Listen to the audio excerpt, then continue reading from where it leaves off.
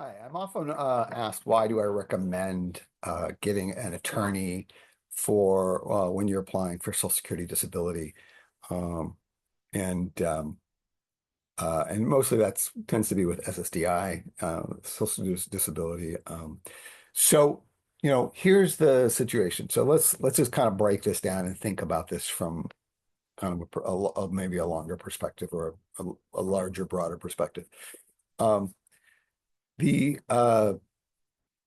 When you fill out this application, you're filling it out on your own, without a long history. You have a long history of your conditions and of what you were experiencing, but you don't have a long history of understanding what is getting approved, particularly in your jurisdiction, and what is more challenging.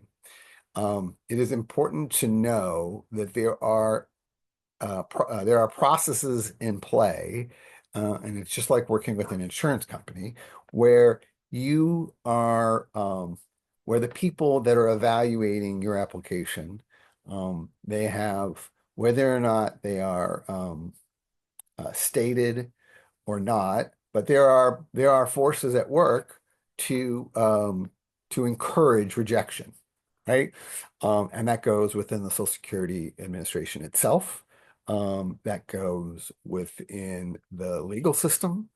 And so, someone who spends their day in and day out navigating that process, and navigating the legal aspects of that process is more equipped than you as an individual. Now, you might say to yourself, well, hey, I'll just do it the first time, right? And if it doesn't work out, I can always fall back on an attorney, which again is an option. Um, However, there are certain things that I would be careful about because there are certain things that, could immediately eliminate you, if in fact they are kind of root causes of your situation. And that can be things that are the doing of choices that you've made, and as it comes to the use of alcohol and drugs, right? And your condition related to that, right? And so you might be encouraged to provide some information that might work against you. And ultimately, I that's why the guidance, I think, of an attorney in this process is really critical. And it doesn't really cost you anything out of pocket. These are all contingency-based cases. So, the attorneys themselves are not making anything unless you make something. And even if they do make, you are approved and they do make some money, they're only making money on the back payments. They're not future payments, and there's a cap, and the cap is pretty reasonable. You might not think it's reasonable based on your income, but it's roughly about $6,000, right? So um, they don't want to spend a lot of time on cases that they don't really believe in.